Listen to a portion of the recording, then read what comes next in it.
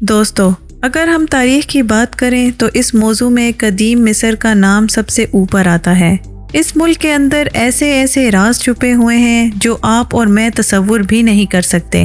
آج کی اس ویڈیو میں ہم آپ کو مصر سے ملنے والی سب سے پراسرار چیزوں کے بارے میں بتائیں گے۔ تو شروع کرتے ہیں آج کی ویڈیو۔ دوستو، ویسے تو دنیا میں بہت سی تاریخی کتابیں موجود ہیں، لیکن قدیم مصر کے زمانے میں بہت ہی کم کتابیں لکھی گئی تھیں، اس لیے ان کے متعلق مورخین کے پاس بہت ہی کم معلومات موجود ہیں۔ یہ جو کتاب آپ دیکھ رہے ہیں اسے بک آف ڈیتھ کہا جاتا ہے۔ یہ کتاب کئی سال پہلے اہراموں کے پاس سے دریافت کی گئی تھی۔ اس کتاب میں بہت سے منتر موجود تھے۔ قدیم مصروں کے فرعون انہیں مختلف منتر بتاتے تھے جسے یہ لوگ اس کتاب میں لکھتے تھے۔ انہیں لگتا تھا کہ یہ منتر پڑھنے سے وہ بیماریوں سے محفوظ رہیں گے اور انہیں کسی قسم کا کوئی نقصان نہیں ہوگا۔ اس کتاب میں جو منتر موجود ہے یہ منتر صرف اس وقت کے فرعون ہی استعمال کر سکتے تھے۔ جب وہ یا ان کے خاندان کا کوئی رکن بیمار ہو جاتا تھا تو انہیں اس کے ذریعے شفا دینے کی کوشش کی جاتی تھی، اور ان منتروں کو صرف اور صرف پادری ہی پڑھ سکتے تھے۔ اس کتاب میں کئی فرعونوں کی موت کے بارے میں بھی مکمل معلومات موجود ہیں، اسی لیے اسے بک آف ڈیتھ بھی کہا جاتا ہے۔ صرف اتنا ہی نہیں بلکہ اس کتاب میں یہ بھی لکھا ہوا تھا کہ جب کسی انسان کو ممی شدہ کیا جاتا تھا تو اس پر کس طرح کے منتر پڑھے جاتے تھے۔ یہ مصری تاریخ کی قیمتی کتابوں میں سے ایک ہے کیونکہ اس کتاب سے ان کے متعلق بہت کچھ جاننے کو ملتا ہے۔ دوستوں، آپ سب نے مصر سے ملنے والی بہت سی ممیز اور مجسمے وغیرہ دیکھے ہوں گے۔ زیادہ تر تو ان ممیز کا سائز عام انسان جتنا ہی ہوتا ہے، لیکن کیا آپ نے کبھی اتنے چھوٹے مجسمے دیکھے ہیں؟ یہ جو چھوٹے مجسمے آپ دیکھ رہے ہیں انہیں 2018 میں مصری ماہر آثار قدیمہ نے دریافت کیا تھا۔ یہ مجسمے ایک قبر کے اندر موجود تھے۔ ان کی لمبائی 25 سے 30 سینٹی میٹر کے درمیان تھی۔ یہ مجسمے صرف سائز میں ہی چھوٹے نہیں تھے بلکہ یہ دیکھنے میں بھی بہت ہی عجیب و غریب تھے۔ ان کی پچھلی سائڈ پر ڈیزائن بھی بنایا گیا تھا اور یہ مختلف رنگوں میں موجود تھے۔ اس سے بھی عجیب بات یہ ہے کہ چھوٹے مجسموں کو ایک نہیں بلکہ 4 قسم کے مواد سے بنایا گیا تھا، جس میں پتھر، دھات اور برتن بنانے والے مٹی بھی شامل تھی۔ لیکن سوچنے کی بات یہ تھی کہ آخر انہیں بنانے کا مقصد کیا تھا۔ پھر جب تحقیق کی گئی تو پتہ چلا کہ ان مجسموں کو اس لیے بنایا جاتا تھا تاکہ وہ مرنے کے بعد اپنے بادشاہ کی خدمت کر سکیں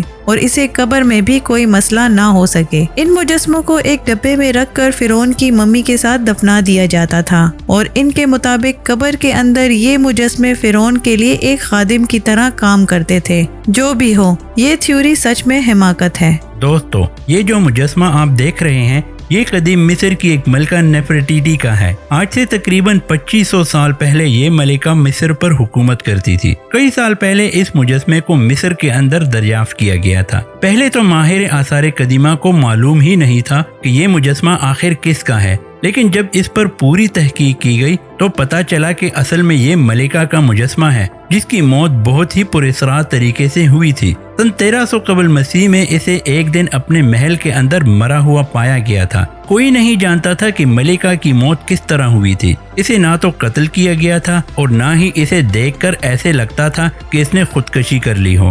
اس سے بھی حیرانگی کی بات یہ ہے کہ اسے دفن بھی بہت پراسرار طریقے سے کیا گیا تھا۔ اس دور کے کسی بھی شخص کو اس بات کا پتہ ہی نہیں تھا کہ ان کی ملکہ کو کب اور کہاں پر دفن کیا گیا ہے۔ آج تک ماہر آثار قدیمہ بھی اس مجسمے کے علاوہ اس ملکہ کے متعلق کچھ نہیں جانتے۔ آپ یقین نہیں کریں گے کہ اس ملکہ کا مجسمہ اس سے بھی زیادہ پراسرار ہے۔ جب اسے دریافت کیا گیا تھا تو یہ بالکل نیا اور بالکل تازہ تھا، لیکن ماہر آثار قدیمہ کے مطابق یہ مجسمہ بالکل کسی انسان کی طرح بوڑھا ہو رہا ہے، یہاں تک کہ اس کے چہرے پر جھریاں بھی بنتی جا رہی ہیں۔ اس پراسرار مجسمے پر مزید تحقیق کرنے کے لیے جب اسے کھولا گیا تو یہ اندر سے اور بھی زیادہ غیر معمولی تھا۔ اس کے اندر ایک غیر معمولی کھوپڑی بنی ہوئی تھی جو کہ دیکھنے میں بالکل حقیقی لگتی تھی۔ اس ملکہ کے ساتھ کیا ہوا تھا اور اس کا مجسمہ اتنا پراسرار کیوں ہے، یہ بات کوئی نہیں جانتا۔ دوستو، یہ جو بورڈ آپ دیکھ رہے ہیں اسے پہلی نظر میں ہی دیکھ کر ایسے لگتا ہے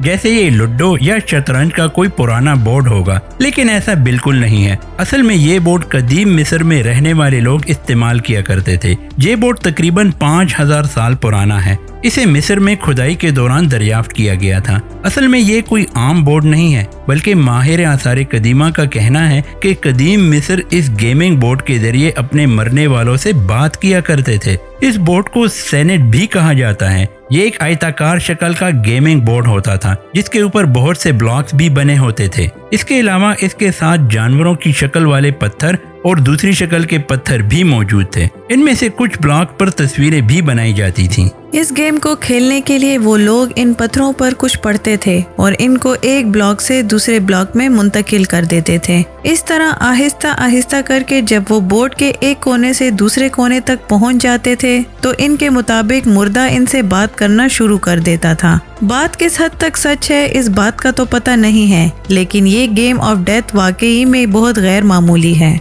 1996 में माहिर आसार कदीमा की एक टीम ने मिस्र में खुदाई के दौरान एक बहुत ही गैर मामूली दरियाफ्त की थी। उन्होंने 2000 साल पुराना 5 स्क्वायर किलोमीटर का एक कब्रिस्तान दरियाफ्त किया था, जिसके अंदर 105 से भी ज्यादा मिस्री ममियां दफन थी। वैसे तो मिस्र में ममियों का मिलना एक आम सी बात है, लेकिन उन्हें जो ममियां मिली थी वो आम ममियों के मुकाबले में बिल्कुल मुख्तलिफ थी। सबसे पहली बात तो ये है कि ममीज को इतने अच्छे तरीके से महफूज किया गया था कि 2000 साल गुजरने के बावजूद भी ये बिल्कुल सही हालत में थी। दूसरी और सबसे हैरानगी की बात यह है कि इनमें से 65 मम्मीज ऐसी थीं जिनके मुंह पर गोल्डन मास्क मौजूद थे। ये मास्क खालिस सोने से बने हुए थे। सिर्फ इतना ही नहीं, बल्कि इन मम्मीज के सीने पर इनके खुदाओं के नाम भी लिखे हुए थे। लेकिन हैरानगी की बात यह है कि इन 60 मम्मीज के अलावा बाकी सारी मम्मीज को कपड़े के अंदर महफूज किया गया था और वो देखने में बिल्कुल आम सी लग रही थी। इन गोल्डन मम्मीज को इस तरीके से मम्मी शुदा क्यों किया गया था ये बात कोई नहीं जानता, लेकिन ये दरियाफ्त वाकई में बहुत ही पुरअसरार है। दोस्तों, 2 साल पहले 2020 में माहिर आसार कदीमा की एक टीम को मिस्र में खुदाई के दौरान एक ऐसी अजीबो गरीब चीज मिली थी जिसने पूरी दुनिया को हैरत में डाल दिया था। ये जो मुजस्मा आप देख रहे हैं ये इसी मिस्र के एक कदीम शहर में दरियाफ्त किया गया था। जब माहिर आसार कदीमा को पहली बार ये मिला तो उन्होंने देखा कि इसकी नाक टूटी हुई है। पहले तो इन्हें लगा कि शायद ये मुजस्मा जमीन पर गिर गया होगा और इसकी वजह से इसकी नाक टूट गई होगी, लेकिन जब उन्होंने मजीद खुदाई की तो इस जगह पर मिलने वाले सारे के सारे मुजस्मों की नाकें टूटी हुई थी। माहिर आसार कदीमा ये मंजर देखकर हैरान हो गए। इन्हें समझ नहीं आ रहा था कि आखिर तमाम बुतों की नाकें कैसे टूट सकती हैं। लेकिन जब इस पर तहकीक की गई तो पता चला कि इस शहर में रहने वाले लोगों का मानना था कि ये बुत सांस लेते हैं और ये खुद ब खुद एक जगह से दूसरी जगह हरकत भी कर सकते हैं। इसलिए जब वहाँ पर कोई चोर चोरी करने के लिए जाता था तो वो इस डर से कोई इसे पकड़ ना ले तो सबसे पहले घर में मौजूद तमाम बुतों की नाक को तोड़ देता था